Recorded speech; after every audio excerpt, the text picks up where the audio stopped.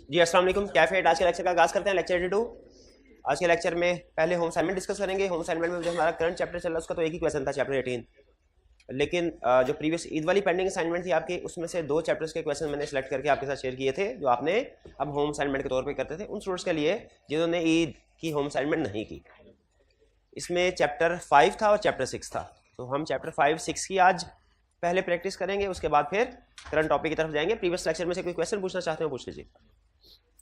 जी जी,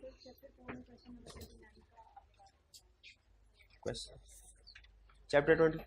अच्छा हाँ जी, ये क्वेश्चन है वॉल्यूम 2 चैप्टर 4 क्वेश्चन नंबर 29। ये अगर आपके पास हो तो एक दफ़ा इसको अपने सामने रखिए,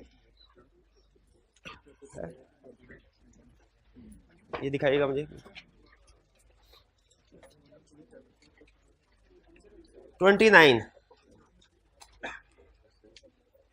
किंगफिशर फार्मास्यूटिकल लिमिटेड। अच्छा, इसमें इस क्वेश्चन की नंबरिंग देखिए। आपको पता है हमने आई कैप की जो आंसर शीट होती है उसके टॉप पे उस क्वेश्चन का नंबर लिखना होता है जिस क्वेश्चन को हम अटेम्प्ट करने जा रहे हैं। ठीक है, तो उसमें फर्ज कीजिए क्वेश्चन है क्वेश्चन नंबर 2 आई कैप के एग्जाम में आया। इसकी नंबरिंग कैसे करेंगे? ठीक है, आई कैप ये कहता है कि आपने क्वेश्चन नंबर और रिक्वायरमेंट नंबर लिखना है पेज के टॉप पे जो बॉक्सेस होते हैं 3 उनमें। तो इसका नंबर आएगा 2A। ठीक है, फिर इसके बाद आप 2A के बाद 1 आप शीट के ऊपर 1 लिख के 1 को आंसर कर सकते हैं, 2 लिख के 2 को आंसर कर सकते हैं, 3 लिख के 3 को आंसर कर दिया। यानी पेज के टॉप पे 2A आ गया और नीचे 1 2 3 ये आंसर। फिर उसके बाद नेक्स्ट पेज पे 2B लिखेंगे और 1 2 3 लिख देंगे। एक तरीकाकार ये है। ठीक है, एक तरीकाकार ये है। इसमें एक प्रॉब्लम ये है कि जो मुख्तलिफ केस स्टडीज का लिंक है वो नहीं बन पाता। यानी डिस्कशन सारी एक तरफ हो जाती है एक्शन, और इम्पैक्ट ऑन रिपोर्ट एक तरफ, और जब आप दूसरे पेज पे पहुंचेंगे तो पहले दूसरे पेज पे पहली केस स्टडी के क्या फैक्ट्स थे वो ज़हन से निकल चुके होंगे। इसीलिए इस तरह के क्वेश्चन में आप पेज के टॉप पे 2 क्वेश्चन नंबर 2 लिख के उसके बाद 2 1 लिख दें, 2 1 लिख दें यानी केस स्टडी का नंबर, और फिर नीचे पार्ट ए लिखें उस पार्ट का आंसर, और फिर पार्ट बी लिखे उसका आंसर। इससे फायदा ये होगा कि नंबरिंग इस तरीके से भी ठीक होगी, आइडेंटिफाई कर लेगा एग्जामिनर कि ये क्वेश्चन नंबर 2 है और इसका पहली केस स्टडी है, अगले सफे पे दूसरी और फिर उसके बाद तीसरी। लेकिन इससे फायदा क्या होगा कि पहली केस स्टडी का जो भी एक्शन है उसके बाद इंप्लीकेशन रिपोर्ट ये इकट्ठी आ जाएगी क्योंकि इंटरलिंक्ड है। ठीक है, एक्सपेक्टेड है कि आई कैप इस तरह अभी क्वेश्चन ड्राफ्ट नहीं करेगा। ये असल में इस तरह की प्रॉब्लम आपको उन क्वेश्चन में आएगी जो पहले पुरानी स्कीम के, मतलब जब ये क्वेश्चन नंबरिंग वाला रूल आई कैप ने लॉन्च नहीं किया था, न्यू स्क्रिप्ट्स। अब जब से न्यू स्क्रिप्ट्स आई कैप ने लॉन्च किया है, आई कैप इस तरह का क्वेश्चन नॉर्मली बनाता नहीं है। वो क्वेश्चन की ड्राफ्टिंग इस तरीके से करता है कि जो लॉजिकल पार्ट्स हो ना वो सेम पेज पे ही आ रहे हो। लेकिन अगर फर्ज कीजिए कभी इस तरह आ जाए तो बेहतर ये है कि आप पेज के टॉप पे क्वेश्चन नंबर 2 फिर उसके बाद 1 लिखें और फिर नीचे part A, clearly part A लिखना है, और नीचे पार्ट बी उसको भी क्लियरली लिख के फिर उसके बाद आगे चलें। ठीक है, चलिए और कोई क्वेश्चन? जी, चैप्टर 6 में वो part A B C complete act वाला है, उन्हें हम एक ही पेज पे आंसर कर सकते हैं सेपरेट क्वेश्चन क्या कौन सा? चैप्टर 6। अच्छा देखिए, एक और आई कैप ना उन्होंने अब चूंकि वो आंसर शीट की स्क्रिप्ट की बात चली है तो उन्होंने एक और क्वेश्चन पूछा कि क्या हम एक क्वेश्चन के डिफरेंट पार्ट्स अगर हैं पार्ट ए बी सी, क्या वो सेम पेज पे कर सकते हैं? तो रिकमेंडेड अप्रोच यही है कि सेम पेज पे नहीं करने चाहिए। आपको जो सब पार्ट्स हैं वो भी नेक्स्ट पेज पे करने चाहिए। इसमें मार्किंग करने में आसानी होती है एग्जामिनर को। तो आपने अगर किसी एक क्वेश्चन के डिफरेंट पार्ट्स हैं, जैसे यहाँ पे भी हमने उसके 3 केस स्टडी दे दी ना, हर केस स्टडी को हमने डिफरेंट पेज पे किया। उसी तरह फर्ज कीजिए अगर चैप्टर 6 है उसमें अगर वो 3 केस स्टडी दे देता, आपको बाजुकात केस स्टडी के अंदर दे या एक ही केस स्टडी के अंदर वो डिफरेंट 2 ऑप्शन दे देता है, 2 रिक्वायरमेंट्स आती हैं, तो आपने उन रिक्वायरमेंट्स को अलहदा पेज पे करना है। ठीक है, क्वेश्चन भी अलहदा पेज पे, पार्ट भी अलहदा पेज पे, इवन सब पार्ट भी अलहदा पेज पे। अगर आप देखें ना तो उसमें 3 बॉक्सेस होते हैं, एक क्वेश्चन नंबर के लिए, फिर उसके पार्ट के लिए, और फिर अगर कोई सब पार्ट हो किसी क्वेश्चन का तो वो भी अलहदा पेज पे करना चाहिए। जी और कोई question?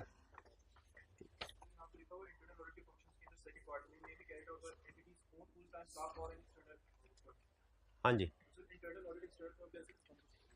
External form internal audit कैसे परफॉर्म कर? एक जगह पे लिखा हुआ है कि जो इंटरनल ऑडिट फंक्शन है ना, ये चाहे तो कंपनी एम्प्लॉइज को हायर कर ले और उनसे काम कर, चाहे तो एक्सटर्नल किसी फर्म को हायर कर ले। अच्छा, पहली चीज तो ये ध्यान में रखिए कि हर कंपनी अपना कोई भी फंक्शन आउटसोर्स कर सकती है। वो अपना अकाउंट्स का काम भी आउटसोर्स कर सकते हैं, वो अपना टैक्स का काम भी आउटसोर्स कर सकते हैं, वो लीगल केसेस जो कंपनी को फेस करना पड़ते हैं वो भी आउटसाइड जो लीगल फर्म्स होती हैं उनको आउटसोर्स कर सकते हैं। उसी तरह इंटरनल ऑडिट का काम भी आउटसोर्स कर सकते हैं, इसमें कोई प्रॉब्लम नहीं है। ठीक है, वो डिपेंड करता है, कंपनी अपना कॉस्ट बेनिफिट एनालिसिस करती है। अगर तो उन्हें रूटीन नेचर के ऊपर बंदों की जरूरत हो तो वो एम्प्लॉय रख लेते हैं, लेकिन अगर उन्होंने कोई वन ऑफ किस्म की एक्सरसाइज करवानी हो जो बार बार जरूरत नहीं पड़ेगी तो फिर वो आउटसोर्स कर देना बेहतर होता है। तो कंपनी अपना कॉस्ट बेनिफिट एनालिसिस करती है, इसलिए उसने कहा वो इंटरनल ऑडिट डिपार्टमेंट कंपनी का एम्प्लॉय भी हो सकते हैं और कोई एक्सटर्नल फर्म भी हो सकती है। अच्छा, इसमें प्रॉब्लम नहीं है, प्रॉब्लम इसमें है ये चीज ध्यान में रखनी है कि वो जिसको आउटसोर्स करे ना अपना इंटरनल जिस फर्म को, वो उसके एक्सटर्नल ऑडिटर्स नहीं होने चाहिए। यानी एक्सटर्नल ऑडिटर और इंटरनल ऑडिटर सेम हरगिज नहीं होने चाहिए, कोड ऑफ एथिक्स इसको मना करता है। ठीक है, हाँ, इंडिपेंडेंस वाली बात इफेक्ट होगी। ठीक है जी, तो वो आउटसोर्स कर सकता है जी। और कोई क्वेश्चन? और कोई क्वेश्चन नहीं? चलिए आगे चलते हैं फिर हम क्वेश्चंस की तरफ जो आपको होम असाइनमेंट में दिए थे। क्वेश्चन 1, ये वॉल्यूम 2 है जी, chapter 5। Chilas insurance limited has approached your firm for appointment as a statutory auditor. For appointment, इसका मतलब है अभी अपॉइंटमेंट हुई नहीं, ये चीज नोट ध्यान में रखिएगा। अपॉइंटमेंट के लिए हमारे पास आया है, अपॉइंटमेंट अभी हुई नहीं, इसका मतलब कोई एक्सेप्टेंस स्टेज की बात होगी। For the year 31 December 23, if your firm accepts this client it will be the firms first client in insurance industry. उस इंडस्ट्री का पहला क्लाइंट होगा। तो एक तो इसमें प्रॉब्लम हमारे सामने ये आ गई कि शायद फर्म के पास इसका नॉलेज ना हो इस इंडस्ट्री का। फिर कह रहे हैं apart from the audit partner there is only one audit supervisor who have the previous experience of handling insurance clients. Audit partner के अलावा सिर्फ एक ही सुपरवाइजर है जिसके पास नॉलेज है। इसका मतलब फर्म में बाकी किसी के पास उस सेक्टर का नॉलेज भी नहीं है। अब ये बताइए, ये रिक्वायरमेंट में कह रहे हैं light of code of ethics, code of ethics को अंडरलाइन कीजिए। Identify the threats to the fundamental principle and discuss how your firm would evaluate these threats in the context of accepting the engagement. Also briefly discuss the safeguards available to your firm to address the threats. Keywords कौन-कौन से हैं इस requirement में? सबसे पहले एक हो गया कोड ऑफ एथिक्स, फिर है थ्रेट्स, फिर इसके बाद इवैल्यूएट को आप स्किप कर गए, थ्रेट्स को इवैल्यूएट करना है, और फिर इसके बाद सेफगार्ड्स हैं। अच्छा, ये चूंकि कोड ऑफ एथिक्स की बात कर रहा है तो इसका मतलब हमें सीधा चैप्टर 7 पे पहुंच जाना चाहिए। 7 पे नहीं, हाँ, कोड ऑफ एथिक्स 3 चैप्टर्स में डिस्कस हुआ है। हाँ, सबसे ज्यादा डिस्कशन उसकी चैप्टर 7 में है, लेकिन चैप्टर 5 में भी एक्सेप्टेंस स्टेज पे, चैप्टर 6 में भी डिस्कशन है जब चेंज ऑफ ऑडिटर का केस हो तो क्या रिस्पॉन्सिबिलिटीज होती हैं, और चैप्टर 7 में ड्यूरिंग ऑडिट में रूटीन की सिचुएशंस है। ठीक है, तो ये सिचुएशन जो एक्सेप्टेंस स्टेज वाली है, बताइए ये किस जगह पे? चैप्टर 5 में। तो सब बड़ा डिसीजन आपका ये है कि चैप्टर 5 में जाना है। उसके बाद बाकी मेरे ख्याल है आपने पिक कर लिया क्या लिखना है। वो टेबल फॉर्म में जो थ्रेड्स हैं वो लिखने हैं सारे हम जी। यहाँ पे चूंकि देखें उसने कहा है threads of fundamental discuss identify, सिर्फ नॉलेज से रिलेटेड नहीं, क्लाइंट एक्सेप्ट कर रहे हैं हम। जब क्लाइंट एक्सेप्ट कर रहे हैं तो उसमें हमने सारी चीजें वैल्यूएट करनी है, अपने आप को भी और क्लाइंट को भी। इसलिए सिर्फ इसमें फर्म वैल्यूएशन के नहीं बल्कि क्लाइंट की वैल्यूएशन के भी प्रोसीजर आने चाहिए, नहीं दोनों। तो एक्सेप्टेंस स्टेज मार्क्स भी ज्यादा है, और फिर वैसे एक्सेप्टेंस स्टेज पे हमेशा बाय डिफॉल्ट फोकस डिस्कशन में वो एक एंगल को डिस्कस कर रहा है, फर्म की कम्बिनेस को, लेकिन इसमें कंफर्म होता है, अंडरस्टूड होता है कि क्लाइंट को वैल्यूएट किए बगैर हमने कभी एक्सेप्ट नहीं करना, उसकी इंटेग्रिटी को वैल्यूएट करना है। तो उसमें दोनों थ्रेड्स आएंगे। क्लियर जी? Next question 2। अगला क्वेश्चन हमारा ये था, बल्कि क्वेश्चन 4 था उस चैप्टर में से।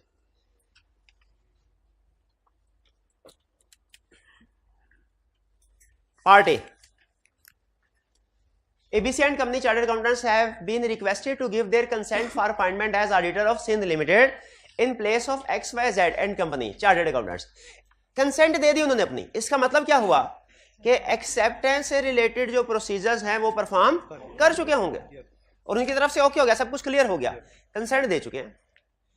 The matter of appointment of ABC and companies to be placed in the annual general meeting of FSL. अब इसके बाद लीगली अपॉइंटमेंट होनी है, ये आपको पता है ना, पहले कंसेंट दी जाती है फिर उसके बाद लीगल अपॉइंटमेंट होती है। Required explain the responsibilities of ABC and company and the steps that it needs to take before acceptance of the audit.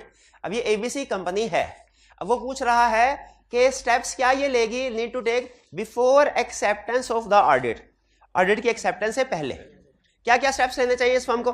पहले ये डिसाइड कीजिए ये फर्म कौन सी है, प्रीडिसेसर या आउटगोइंग या इनकमिंग? इनकमिंग। तो बताइए इसने क्या प्रोसीजर, किसने क्या स्टेप्स लेने हैं? लेटर सेंड करेंगे, प्रोफेशनल क्लियरेंस लेटर, फिर उसके जवाब में जो इश्यूज आइडेंटिफाई होते हैं उनके ऊपर एक्शन लेंगे, और फिर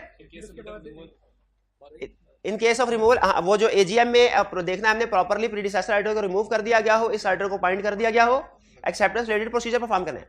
अच्छा, इसमें एक प्रॉब्लम, बाकी तो सारे एक्सेप्टेंस के प्रोसीजर है जो हमने पढ़े हैं, ये आपको पता चल गया कि एक्सेप्टेंस के प्रोसीजर इसमें लिखने हैं। अच्छा, इसमें उसने लिख दिया है have been requested to give their, अच्छा सॉरी अभी उसने कंसेंट दी नहीं है, सॉरी कंसेंट दी नहीं है, ठीक है, पहले मुझे लगा पढ़ के शायद उन्होंने कंसेंट दे दिया, दी नहीं कंसेंट। फिर से पढ़ते हैं, ABC and company chartered accountant have been requested to give their consent for appointment as auditor in place of, अभी कंसेंट दी नहीं, उनसे रिक्वेस्ट है सर हम आपको ऑडिटर अपॉइंट करना चाहते हैं, अपनी कंसेंट दीजिए। तो कंसेंट देने से पहले उन्होंने क्या प्रोसीजर परफॉर्म करने हैं, सारे एक्सेप्टेंस प्रोसीजर, ठीक है। क्या इसमें वो सिर्फ थ्रेट्स वाली बात आएगी, या थ्रेट्स से ऊपर जो प्रोसीजर 3-4 प्रोसीजर थे, 5 प्रोसीजर, वो भी लिखेंगे, शाबाश वो भी लिखेंगे, क्लियर। बी पार्ट कह रहा है assume that, sorry second, what would be the retiring auditor's responsibility with respect to first above and the responsibilities of ABC company in case the retiring auditor does not fulfill its responsibility। retiring auditor की क्या responsibility होती है? अच्छा, factors को evaluate करने के बाद उनमें से एक था प्रीडिसेसर ऑडिटर को कम्युनिकेशन लेटर भी सेंड करना। इस हवाले से रिटायरिंग ऑडिटर की क्या रिस्पॉन्सिबिलिटी है? क्लाइंट से परमिशन लें और जो भी फैक्ट्स हैं वो ट्रूली स्टेट करें। अगर प्रीडिसेसर ऑडिटर ये जिम्मेदारी पूरी नहीं करता, रिटायरिंग ऑडिटर ये जिम्मेदारी पूरी नहीं, यानी प्रोफेशनल क्लियरेंस लेटर का जवाब नहीं देता, इस सूरत में क्या करना है? हाँ जी, इनकमिंग ऑडिटर ने अदर सोर्सेज से यही एविडेंस ऑब्टेन करने की कोशिश करनी है, क्लाइंट की इंटेग्रिटी के बारे में इंफॉर्मेशन हासिल करने की कोशिश करनी। क्लियर? चलिए, पहले वाले क्वेश्चन में इस क्वेश्चन में क्या फर्क था? प्रीवियस क्वेश्चन में उसने स्पेसिफिकली थ्रेट्स के ऊपर क्वेश्चन हट गया, सिर्फ थ्रेट्स के बारे में कहा था मैं डिटेल में बता दो। यहाँ पे थ्रेट्स नहीं बल्कि ओवरऑल प्रोसीजर एक्सेप्टेंस स्टेज में जो परफॉर्म किए जाते हैं उनके बारे में पूछ रहा है। स्पेसिफिकली थ्रेट की डिस्कशन भी आ जाएगी एक आधी लाइन में, लेकिन स्पेसिफिकली इस क्वेश्चन में उसका फोकस थ्रेट नहीं है, एक्सेप्टेंस एंड कंटिन्यूअस प्रोसीजर्स है। प्रीवियस क्वेश्चन में उसका फोकस था threats at time of acceptance and continuous procedures. दोनों में फर्क समझ आ रहा है ना आपको? वो स्पेसिफिकली थ्रेट पे फोकस कर रहे थे और सेफगार्ड पे, ये क्वेश्चन ये एक्सेप्टेंस प्रोसीजर पे फोकस कर रहा है। फिर पार्ट ए इनकमिंग ऑडिटर के पॉइंट ऑफ व्यू से है और पार्ट बी इसका आउटगोइंग ऑडिटर के पॉइंट ऑफ व्यू से। B assume that in A above XYZ and company had qualified the previous year's audit। XYZ कौन सी थी? प्रीवियस कंपनी, पिछले साल के auditor. Because it was unable to physically verify the factory building and to observe physical inventory count due to law and order situation। Scope limit कह रहा है predecessor auditor ने पिछले साल स्कोप लिमिटेशन की वजह से क्वालिफाइड ओपिनियन दे दिया था। However, at the end of current year's audit, ABC and company was able to observe the physical inventory count and also carry out physical verification of the factory building as the law and order situation has improved। लेकिन इस साल उन्होंने evidence obtain कर लिया। Discuss the matter which you would consider in the above situation and the possible impact thereof on audit report। आप कौन से matter consider करेंगे इस सिचुएशन में? अच्छा, इस सिचुएशन में एक चीज ध्यान में रखिए, उसने ये तो बता दिया कि इस साल एविडेंस ऑब्टेन कर लिया इन्वेंट्री पे और फिक्स एसेट्स पे, लेकिन क्या क्लोजिंग बैलेंस पे एविडेंस ऑब्टेन किया है सिर्फ, या कि ओपनिंग बैलेंस पे भी एविडेंस ऑब्टेन कर लिया है? ये क्लियर नहीं है, ये क्लियर नहीं है। तो हम अपने सॉल्यूशन को दो हिस्सों में लेके जा सकते हैं। पहले अगर तो ओपनिंग क्लोजिंग दोनों पे एविडेंस ऑब्टेन कर लिया, पहले मुझे बताइए क्या ओपनिंग पे एविडेंस ऑब्टेन करना जरूरी था? करंट आइटम, हाँ बिल्कुल, हमने पढ़ा होगा ये चैप्टर 9 में शायद पढ़ा था, ओपनिंग बैलेंसेस की वेरिफिकेशन का कंसेप्ट। एविडेंस ऑब्टेन करना है, उसकी रीजन ये है कि पिछले साल के क्लोजिंग बैलेंसेस इस साल के ओपनिंग बैलेंसेस बनते हैं और वो इस साल के फिगर्स को इफेक्ट करते हैं। जैसे एक स्टैंडर्ड जो हमारे सिलेबस में नहीं है, CFA पे एक स्टैंडर्ड है, उसमें इसकी रीजन बताता है वो एग्जांपल के साथ। वो कहता है अगर आपने क्लोजिंग स्टॉक वेरीफाई कर लिया लेकिन ओपनिंग स्टॉक वेरीफाई नहीं कर सके तो आपकी कॉस्ट ऑफ सेल्स वेरीफाई कभी भी नहीं होंगी। इसलिए कि कॉस्ट ऑफ सेल्स का फार्मूला होता है opening stock add purchase minus closing. आपने इस साल परचेज और क्लोजिंग स्टॉक वेरीफाई कर लिया लेकिन ओपनिंग स्टॉक वेरीफाई नहीं कर सके तो इस साल की कॉस्ट ऑफ सेल्स वेरीफाई नहीं हो। इसीलिए वो जोर देता है कि हमने ओपनिंग बैलेंसेस को भी वेरीफाई करना है। इस सिचुएशन में उसने क्लियर नहीं किया, तो हम दोनों पॉसिबिलिटीज डिस्कस कर लेते हैं। अगर तो उसने ओपनिंग और क्लोजिंग दोनों बैलेंसेस वेरीफाई कर लिए हैं तो ओपिनियन क्या आएगा, अनमोडिफाइड। शाबाश, अदर मैटर पैराग्राफ भी आएगा, और अदर मैटर पैराग्राफ में क्या बताएगा, लास्ट ईयर का ऑडिट किसने किया, कब ओपिनियन दिया, टाइप ऑफ ओपिनियन, और चूंकि ओपिनियन मॉडिफाइड है तो बेसिस फॉर ओपिनियन भी, रीजन फॉर मॉडिफिकेशन भी मेंशन करेगा। और दूसरी पॉसिबिलिटीज, अगर ओपनिंग बैलेंस इन्वेंट्री का क्लोजिंग कर लिया, अच्छा ये बड़ा इंटरेस्टिंग कंसेप्ट है, क्लोजिंग वेरीफाई कर लिया लेकिन ओपनिंग बैलेंसेस को वेरीफाई नहीं कर सका, तो हमारा ओपिनियन इस साल का अनमोडिफाइड होगा कि मॉडिफाइड, प्रोसीजर परफॉर्म कर लिया लेकिन फिर भी एविडेंस ऑब्टेन नहीं हो सका, मॉडिफाइड होगा। शाबाश, अब ये तो आपको क्लियर है ना कि हालांकि क्लोजिंग बैलेंस वेरीफाई कर लिया है लेकिन स्टिल ओपिनियन क्वालिफाई क्यों हो रहा है, ओपनिंग बैलेंस वेरीफाई ना करने की वजह से। क्योंकि ओपनिंग बैलेंसेस यानी जो पिछले साल के क्लोजिंग और इस साल के ओपनिंग है, क्या वो इस साल की फाइनेंशियल स्टेटमेंट्स को अफेक्ट करते हैं? यस करते हैं। क्लियर हो गया चीज? तो इस क्वेश्चन बी के डिस्कशन कर लिए, बताइए इसकी समरी। इसमें क्या कंसेप्ट टेस्ट कर रहा था, इसमें उसने हमसे इतना कंसेप्ट टेस्ट किया है, अगर ओपनिंग बैलेंसेस मिस में कोई प्रॉब्लम हो, कोई प्रॉब्लम, तो इस साल की ऑडिटर की क्या रिस्पॉन्सिबिलिटी है। ओपनिंग बैलेंसेस में कोई प्रॉब्लम, अगर कोई मिस स्टेटमेंट है या स्कोप लिमिटेशन है, वो अगर तो रिजॉल्व हो गई इस साल तो फिर ठीक है। अगर ओपनिंग बैलेंस में कोई प्रॉब्लम है और वो इस साल रिजॉल्व नहीं हुई तो इस साल का ओपिनियन भी मॉडिफाई हो सकता है। ये अहम कंसेप्ट है जो हमने इस क्वेश्चन से, अदर मैटर वाला हम ऑलरेडी सीख चुके थे, अदर मैटर वाला भी इस केस में रेलिवेंट है, लेकिन मैं उसके ऊपर फोकस नहीं इसलिए करवा रहा, वो हमारी प्रीवियस लर्निंग है। जो नया कंसेप्ट हमें इस केस स्टडी ने दिया वो क्या दिया कि ओपनिंग बैलेंसेस को भी वेरीफाई करना करंट ऑडिटर की जिम्मेदारी, क्योंकि वो करंट फाइनेंशियल स्टेटमेंट्स को अफेक्ट कर रहे होते हैं। तो इसकी मैंने एग्जांपल आपको दे दी। अब इसी तरह फर्ज कीजिए कहे कि ओपनिंग स्टॉक था, वो लोअर कॉस्ट और एनआरवी रिकॉर्ड नहीं किया, एनआरवी कम ऑब्सोलीट था लेकिन कॉस्ट पे शो हुआ, लेकिन इस साल का क्लोजिंग स्टॉक एनआरवी पे आ गया, ओपनिंग नहीं, ओपनिंग तो इसका मतलब कॉस्ट ऑफ सेल तो गलत हो गई, कॉस्ट ऑफ सेल तो बिल्कुल। तो इससे लेसन क्या मिला, ओपनिंग बैलेंसेस भी ठीक होने चाहिए वरना वो इस साल की फाइनेंशियल स्टेटमेंट को अफेक्ट करते हैं और उसकी वजह से इस साल का ओपिनियन भी मॉडिफाई हो सकता है। क्लियर जी? नेक्स्ट, अब ये हमारा कंपनीज एक्ट में से क्वेश्चन है। Comment on each of the following independent situation with reference to the applicable rules and regulation. Applicable rules and regulation को अंडरलाइन करें। रिसेंटली आईकैप ये करता है कि क्लियरली बता देता है कंपनीज एक्ट के कोड ऑफ एथिक्स। रिसेंटली है क्योंकि इस तरह का क्वेश्चन जो है ना डिफरेंट सिचुएशन के साथ कमेंट करना, ये कोड ऑफ एथिक्स में भी इस तरह की टेस्टिंग कर लेता है और कंपनीज एक्ट में भी। तो मैंने आपको बताया था कैसे आप पहचानेंगे कि आपने आंसर कोड ऑफ एथिक्स के मुताबिक देना है, कंपनीज एक्ट के मुताबिक। अल्फाज से रिक्वायरमेंट्स, रिक्वायरमेंट में स्टैट्यूटरी का वर्ड आया, कंपनीज एक्ट का वर्ड आया, तो इसका मतलब क्या होगा, कंपनीज एक्ट का। रिक्वायरमेंट कोड ऑफ एथिक्स का वर्ड आया, थ्रेट्स का वर्ड आया, चैप्टर 7 कोड ऑफ एथिक्स। लेकिन यहाँ पे word applicable rule and regulation, इसका मतलब सुनने क्या है, इसका मतलब यह है कि सिचुएशन को पढ़ो, अगर ये सिचुएशन कंपनीज एक्ट में डिस्कस हुई है तो कंपनीज एक्ट के मुताबिक आंसर करो, खत्म कहानी। अगर कंपनीज एक्ट में डिस्कस नहीं हुई फिर कोड ऑफ एथिक्स, ठीक है। और अगर दोनों में डिस्कस हुई है, कंपनीज एक्ट में भी और कोड ऑफ एथिक्स में भी, तो फिर मार्क्स कम होते हैं, इसीलिए सिर्फ कंपनीज एक्ट को प्रायोरिटी दी जाती है, कंपनीज एक्ट के मुताबिक डिस्कस करें। क्लियर? फिर से, अगर एप्लीकेबल रूल्स एंड रेगुलेशन की रिक्वायरमेंट आ जाए और वो सिचुएशन कंपनीज एक्ट में डिस्कस हुई है, किसके मुताबिक करेंगे? और अगर वो सिचुएशन कंपनीज एक्ट में डिस्कस नहीं हुई तो कोड, और अगर वो सिचुएशन दोनों में डिस्कस हुई है फिर कंपनीज एक्ट को प्रेफरेंस देनी है।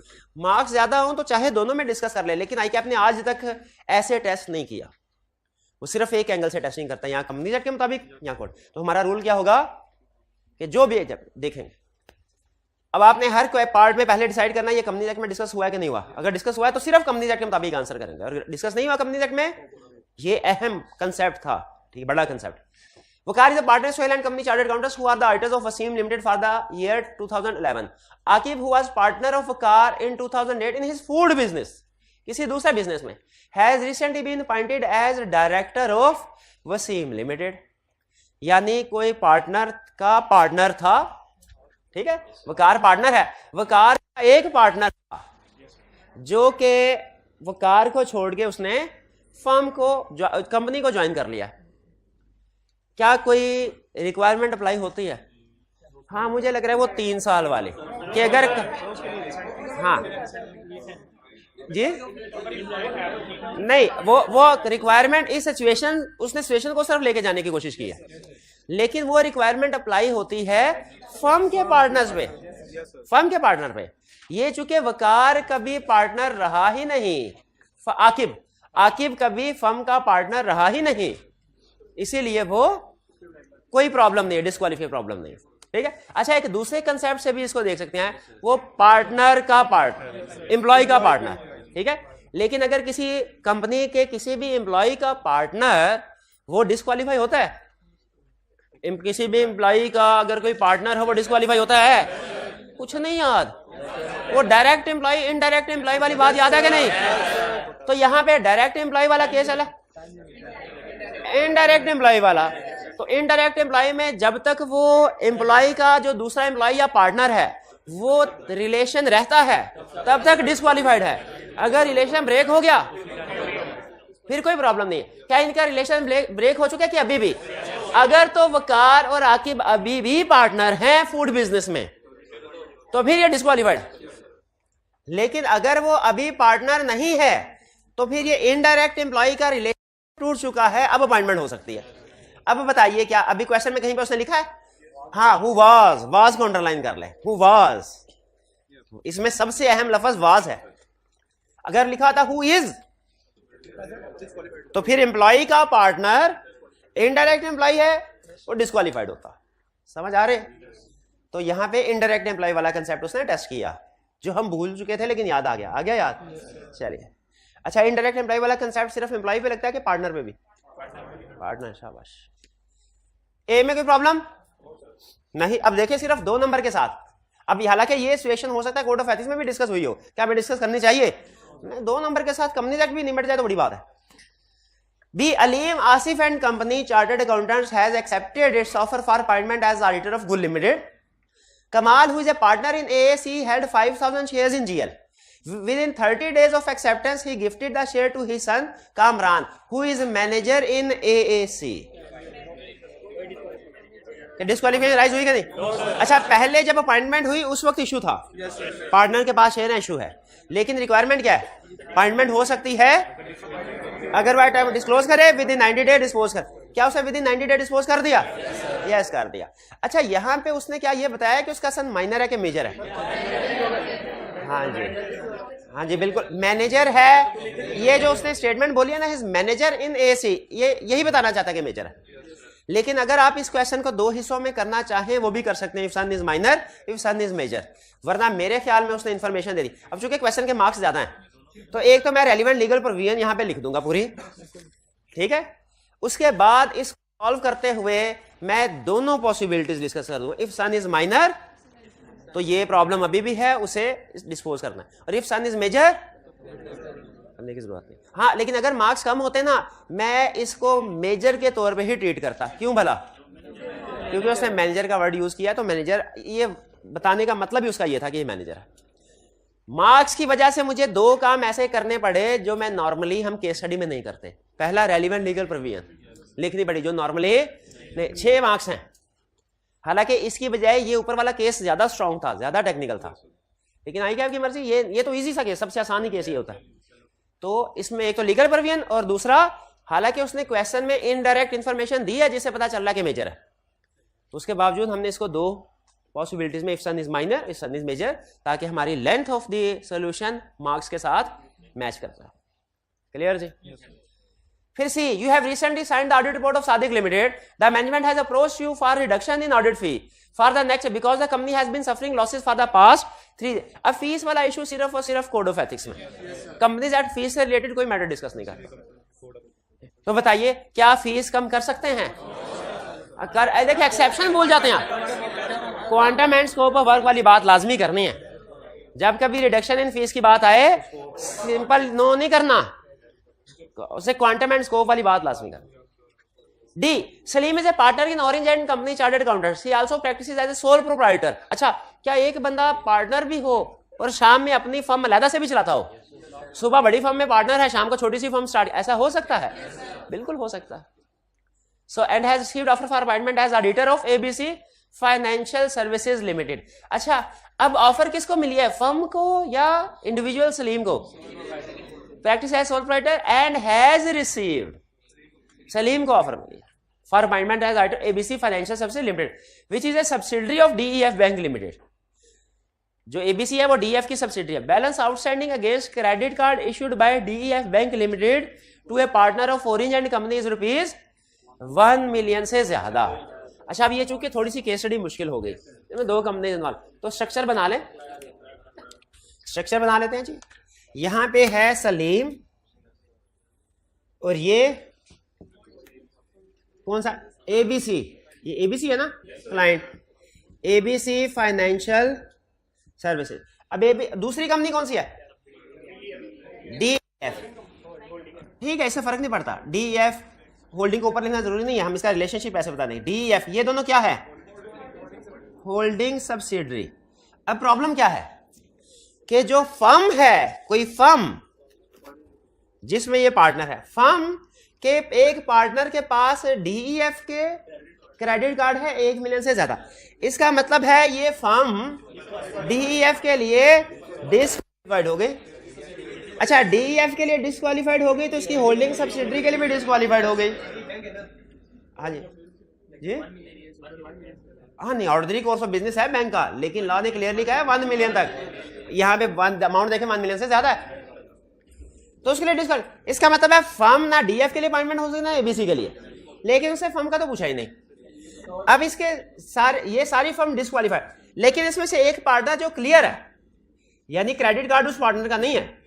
यहां पे देखिए उसने बताया नहीं हुआ कि क्रेडिट कार्ड सलीम का है कि किसी और पार्टनर का, लेकिन सलीम का होता तो उसका नाम बता देता। तो जिस पार्टनर के पास क्रेडिट कार्ड है ना, वो तो जिधर जिधर होगा उस फर्म को डिस्क्वालीफाई कर देगा, खुद भी डिस्क्वालीफाइड, फर्म भी। लेकिन जो दूसरे पार्टनर हैं वो जब तक इस फर्म में है वो डिस्क्वालीफाइड, लेकिन वो फर्म से निकल के कह रहा है मैं शाम में इंडिविजुअल के तौर पे अपॉइंटमेंट हो रही है। क्या सलीम इंडिविजुअल के तौर पे एलिजिबल है? यस, एलिजिबल है, क्योंकि इंडिविजुअली वो क्रेडिट कार्ड का उससे कोई ताल्लुक नहीं है। इंडिविजुअली वो एबीसी का भी ऑडिट कर सकता है और डीईएफ का भी ऑडिट कर सकता है। कुछ क्लियर हुई है बात? यानी वो अगर फर्म में पार्टनर की हैसियत, सुबह वाली फर्म में अगर काम कर रहा हो वो डिस्क्वालीफाइड, सारी फर्म डिस्क्वालीफाइड, लेकिन शाम में जब वो इंडिविजुअल के तौर पे प्रैक्टिस कर रहा है तो वो नीट एंड क्लीन है, उस सूरत में उसकी अपॉइंटमेंट हो सकती है। क्लियर हो गई ये बात? चलिए, अच्छा मेरा ये ख्याल, अच्छा नहीं, इसमें पार्टनरशिप का कंसेप्ट अप्लाई ना करें। जॉइंट लायबिलिटी या कंपीटिंग बिजनेस में एंगेज है, वो पार्टनरशिप का कंसेप्ट है, उसमें भी इजाजत है, लेकिन हमने उस तरफ पार्टनरशिप के दूसरे कंसेप्ट की तरफ नहीं जाना, सिर्फ अपॉइंटमेंट के ऊपर कमेंट करना। चलिए, मेरा हाल है इसको एक क्वेश्चन काफी है आज का, बाकी क्वेश्चन कल कर लेंगे। अब आज के लेक्चर की तरफ चलते हैं। प्रीवियस लेक्चर हमने कहां पे छोड़ा था? अच्छा, एक छोटा सा क्वेश्चन है, क्वेश्चन नंबर 1 चैप्टर 17 का। क्या है क्वेश्चन? क्या कह रहा है? क्या डिस्क्राइब करें? Describe additional function other than fraud investigation the directors company could ask the internal audit department to undertake. Fraud investigation के अलावा कौन कौन से function? Monitoring of internal control, compliance with laws and regulation, review of operation, जिसे हम efficiency, effectiveness and economy of operations का review करना भी कहते हैं। और फोर्थ क्या था? Review of operating activities, examination of financial information. शाबाश, ये इसके प्रोसीजर थे जो नॉर्मली इंटरनल ऑडिटर परफॉर्म करता है। अच्छा, क्या इन लिस्ट को पढ़ के हम इस नतीजे पे पहुंच गए कि इनमें से कुछ फंक्शन ऐसे हैं जो एक्सटर्नल ऑडिटर से रेलिवेंट हैं और कुछ ऐसे हैं जो एक्सटर्नल ऑडिटर से रेलिवेंट नहीं है? ये मेन कंसेप्ट था। अच्छा, अब अगर कुछ फंक्शन ऐसे हैं जो एक्सटर्नल ऑडिटर से रेलिवेंट है, क्या एक्सटर्नल ऑडिटर को वो सारे प्रोसीजर जीरो से खुद परफॉर्म करने चाहिए, या कि अगर इंटरनल ऑडिटर ने ऑलरेडी वो काम कर लिया है तो वो रिव्यू करके यूज कर लेना चाहिए? चलिए फर्स्ट कीजिए, मैं एक छोटा सा क्वेश्चन आपसे पूछता हूं। हमने केस स्टडी की प्रैक्टिस की और कोशिश करते हैं हम डेली क्लास में कुछ ना कुछ प्रैक्टिस करें, लेकिन इसके बावजूद ये पॉसिबल नहीं है कि हम वॉल्यूम 2 की हर केस स्टडी को प्रैक्टिस कर सके। पॉसिबल ही नहीं है, क्लास में कुछ ना कुछ तो आपको खुद से भी करनी पड़ेगी। तो अगर ऐसी केस स्टडीज जो निस्बतन कम ज्यादा रिस्की नहीं, लेटेस्ट वाली नहीं, लेटेस्ट वाली केस स्टडी नहीं, ज्यादा मुश्किल वाली केस स्टडी नहीं, वो तो आपको करवानी ही करवानी है। अगर कोई ऐसी केस स्टडी जो निस्बतन पुरानी है, जो ज्यादा सिग्निफिकेंट नहीं दूसरी एग्जामिनेशन बॉडीज की हैं, ठीक है, वो कंपैरेटिवली इजी हैं, ऐसी केस स्टडीज की अगर किसी पास सेशन की रिकॉर्डिंग हो तो क्या वो मुझे आपके साथ शेयर कर देनी चाहिए कि नहीं? कर दें चाहे कि अगर आप इसको यूज करना चाहें तो कर लें, वरना नहीं यूज करना चाहे ना करें। लेकिन याद रखिए इसका यह मतलब नहीं है कि मैं कोई सिग्निफिकेंट या इंपॉर्टेंट या ऐसी जिसमें मुश्किल हो, रिस्क ज्यादा हो, वो वाली केस स्टडी भी आपको पास सेशन की दे दूं। फिर तो आप कहें सर फिर पास सेशन से वही यूट्यूब वाले लेक्चर, फिर फर्क क्या रह गया। तो स्टैंडर्ड भी ये कहते हैं कि एक्सटर्नल ऑडिटर इंटरनल ऑडिटर के वर्क को यूज कर सकता है, लेकिन वो कहते हैं हर एरिया में इसके वर्क को यूज नहीं करना। अगर तो एरिया ऐसा है जो, सबसे पहले तो देखो वो इंटरनल ऑडिटर को वैल्यूएट करो कि वो ठीक भी है कि नहीं, वो ठीक है, फिर उसके काम को भी चेक करो, वो भी ठीक है। भाई हो सकता है सिलेबस चेंज हो गया हो सकता है एग्जामिनर कमेंट्स में कोई ऐसी चीज थी सोल्यूशन में उसका जिक्र नहीं हो सका था, वो करना, ऐसी सिचुएशन में तो वो मुझे आपके साथ शेयर नहीं करना चाहिए। तो इसी तरह ऑडिटिंग स्टैंडर्ड भी कहते हैं आपने जब कभी इंटरनल ऑडिटर, हालांकि आप वही काम करें, क्वेश्चन वही है, पिछले सेशन में भी करवाया था, क्वेश्चन वही है, इस सेशन में भी तो क्वेश्चन वही है, लेकिन वो कहता है अगर उसकी सिग्निफिकेंस ज्यादा है उस इशू की, उसमें रिस्क ऑफ मिस स्टेटमेंट ज्यादा है, तो फिर आपने इंटरनल ऑडिटर के वर्क को यूज नहीं करना, बल्कि खुद से काम करना है।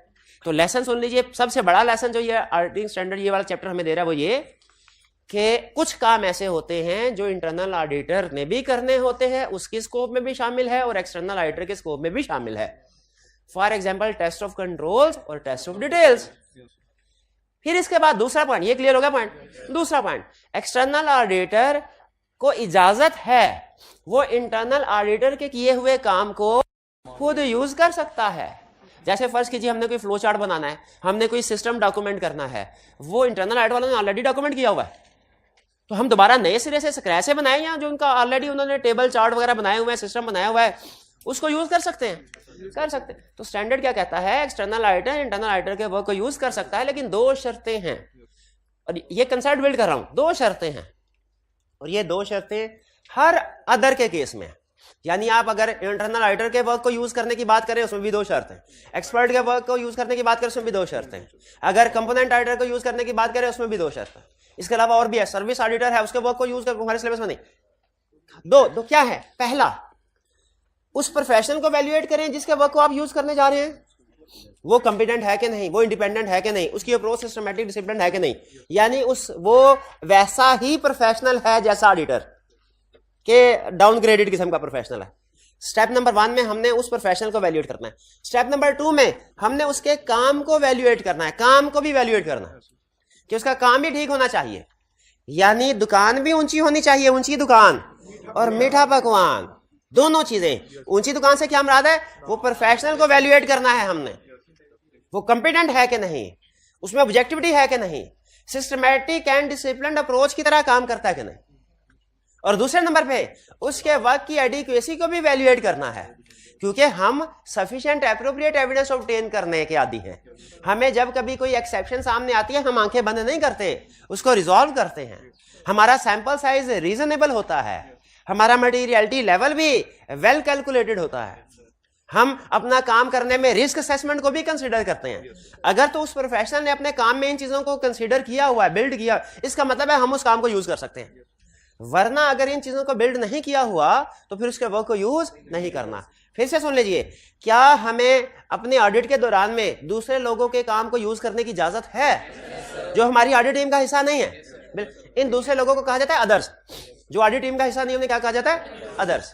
अब अदर्स में से किसी के भी, वो चाहे एक्सपर्ट हो चाहे इंटरनल ऑडिटर हो, किसी के वर्क को भी यूज कर सकते हैं। स्टैंडर्ड दो बड़े असूल बताता है, दो बड़ी रिस्पॉन्सिबिलिटी क्या करनी है, उसको वैल्यूएट करो, उसके वर्क को वैल्यूएट करो, दो चीजें। ठीक है, हम आज के लेक्चर में इन्हीं चीजों के ऊपर फोकस कर रहे होंगे। अब ये देखिए, using the work of internal, अच्छा एक चीज और, इंटरनल ऑडिटर को हम जब हेल्प लेते हैं ना, दो तरह से हेल्प ले सकते हैं।